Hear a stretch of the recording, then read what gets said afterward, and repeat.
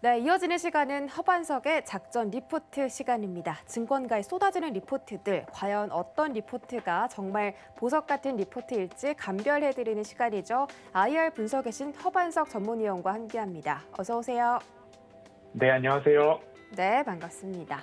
자, 이번 주 어떤 업종에 대해서 살펴보냐 하면 바로 건설 업종이었습니다. 오늘은 어떤 종목일지 화면으로 바로 만나보시죠. 네, 오늘의 종목 리포트는 현대건설입니다. 현대건설 일회성 쇼크, 기회인가라는 주제인데 시평액 2위인 현대건설 실적이 조금 부진했습니다. 삼성과 GS보다는 그나마 나은 상황인데 과연 이 기회를 삼아서 저가 매수 들어가면 좋을지 자세한 분석 부탁드릴게요. 네, 이번 주는 건설 업종을 살펴보고 있습니다. 코스피 지수의 조정폭 대비 건설업, 건설 경기, 건설 지수 모두 다 코스피 조정보다는 더 깊은 하락과 조정을 좀 보였습니다. 그렇기 때문에 지난 3월부터 한번 건설 업종에 대해서 작전 리포트에서 다뤘었죠. 하지만 상승을 좋게 보았고 다시 한번 조정폭이 나올 만큼 나오지 않았나라는 생각에 8월 마지막 주 건설 업종을 좀 살펴보고 있습니다. 오늘은 현대건설 종목 리포트를 살펴볼 텐데요. 7월 26일자 그리고 8월 2일자 대신증권에서 발간된 리포트와 7월 26일자 유진투자증권에서 발간된 리포트를 중심으로 현대건설에 대해서 살펴보려고 합니다. 어제 이런 말씀을 드렸습니다. 상반기보다 하반기의 분양 계획이 많은 기업들을 좀 보시자라는 말씀을 드리면서 현대건설과 대림산업, DL과 DLENC가 되겠죠. 그리고 HDC 현대산업개발 이 세 개의 기업이 상반기보다 하반기에 계획된 분양이 더 많다라는 사실을 어느 정도 보시면서 종목 대응과 섹터 안에서도 종목을 필터링 하시는데 조금 더 집중해 보시면 좋겠다라는 말씀을 좀 드렸습니다. 현대건설을 조금 보자면 2분기에 일회성 쇼크가 발생했습니다. 매출액은 4조 3,835억 원, 전년 동기 대비 4%가량 줄었고요. 영업이익은 1,410억 원으로 전년 동기 대비 8%가량 줄었습니다. 컨센서스 대비 매출액은 3% 하회, 영업이익은 37%나 하회했는데 결국엔 어닝 쇼크가 좀 발생을 했습니다. 어닝 쇼크의 원인을 먼저 좀 살펴보면 본드콜이 좀 발생을 했습니다. 본드콜이라고 하면 건설사가 건물을 지을 때 발주처와 건설사 사이에 금융기관이 보증을 선다라고 보시면 좋겠는데요. 건설사와 발주처 사이에 계약이 위반되거나 계약사항이 틀어지거나 완공에 대한 기일이 늦어지거나 여러 가지 등의 변수가 발생을 했을 때에 보증을 선 금융기관이 발주처의 금융기관이 돈을 지급하는 그런 계약을 본드콜이라고 이해를 하시면 되는데 싱가포르의 사우스마리나 복합개발 사업은 이미 3년 전에 공사가 완료되었음에도 불구하고 그리고 준공 증명서도 이미 수령한 현장인데 이 부분에 있어서 본드콜이 발생함으로 인해서 809억 원이 금융사에서 발주처로 지급이 된 그런 모습입니다. 조금 본드콜에 대한 부분들 앞으로도 발생 가능성이 있느냐? 이번 본드콜이 창사 이래 처음이다라는 이야기 나오고 있고 자주 일어나는 일도 아니다라는 이야기가 나오고 있습니다. 809억 원 규모의 이번 근본 일회성 쇼크 본드콜은 향후 협상이나 중재 절차를 통해서 환입이 조금 더 가능성이 높다라고 이해를 해보시면 좋을 것 같습니다. 이렇게 본드콜이라는 것 때문에 2분기는 어닝 쇼크가 좀 찾아왔습니다.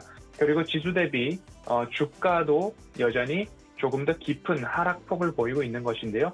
3월 달부터 많은 높은 상승률을 보여주었습니다. 그리고 거기에 따라서 한 번 더 주가가 조정이 나왔고 현대건설 같은 경우에는 2분기 실적에서 본드콜, 일회성 쇼크로 인해서 컨센서스 쇼크, 하회를 좀 보여준 모습입니다.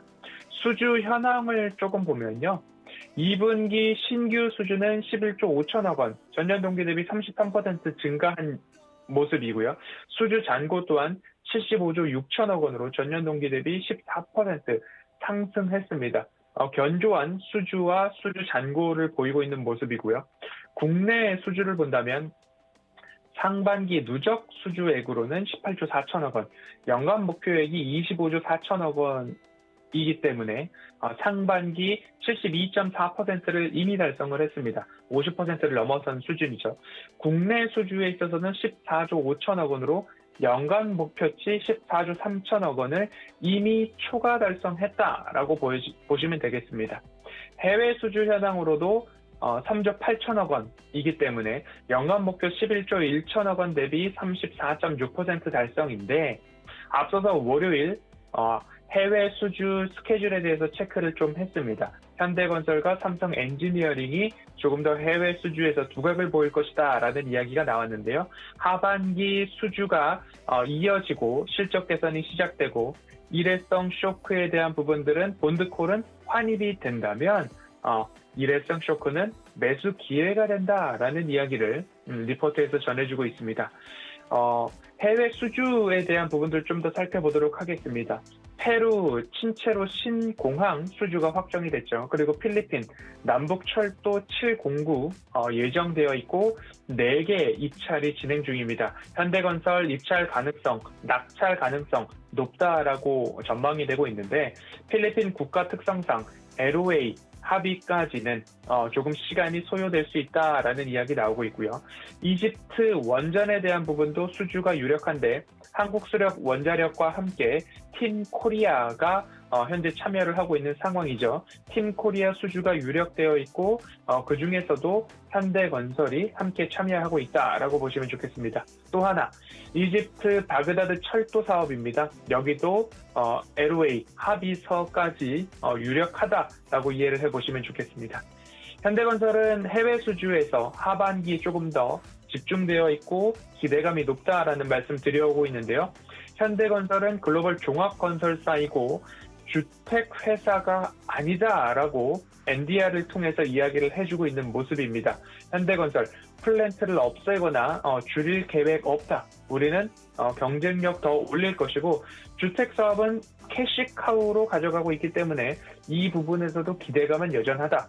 그럼에도 하반기 분양이 더 많은 건설사를 좀 꼽자면 현대건설, DLENC, HDC, 현대산업개발이 꼽히고 있는 모습이기 때문에 그러면 하반기에 주택도 좋고 해외 수주를 중심으로 한 플랜트 사업도 좋다라고 한다면 현대건설의 일회성 쇼크는 정말로 기회가 되는가라고 곱씹어 보아야 할 필요가 있을 것 같습니다.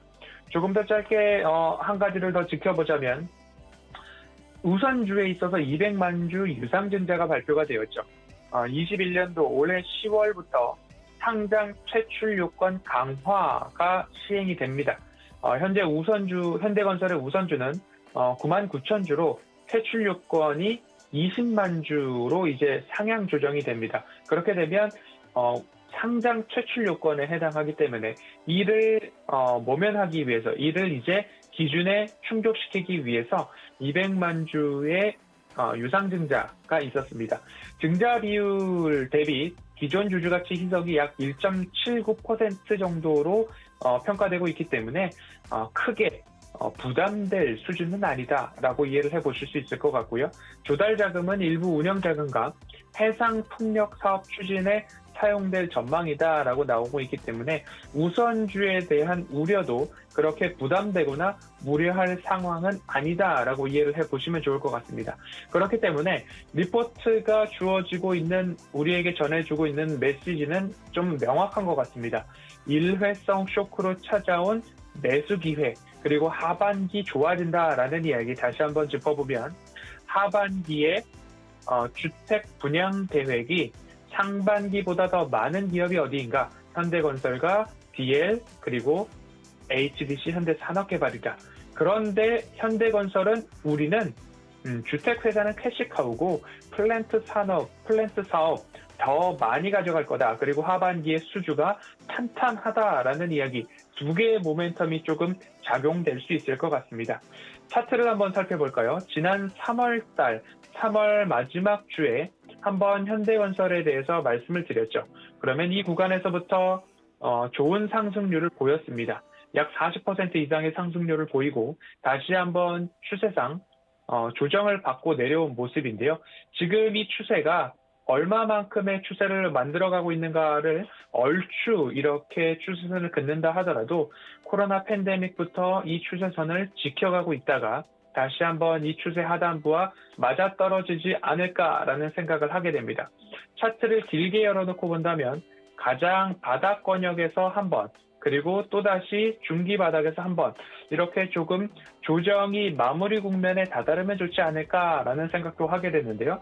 국내 건설업, 국내 건설 쪽으로도 국제 유가와 함께 조금 연동되는 부분들이 있는데 국제 유가가 다시 한번 그 반등세를 보여주었습니다. 그러면 건설업 관련된 기업들도 일부 이제는 조정을 마무리할 때가 되지 않았나라는 생각이 들기 때문에 3월 말 다시 한번 8월 말 이렇게 건설업 리포트를 살펴보고 있는데요. 그 중에서도 하반기 분양 계획이 더 많은 현대건설을 오늘 화요일 종목 리포트로 좀 살펴보았습니다.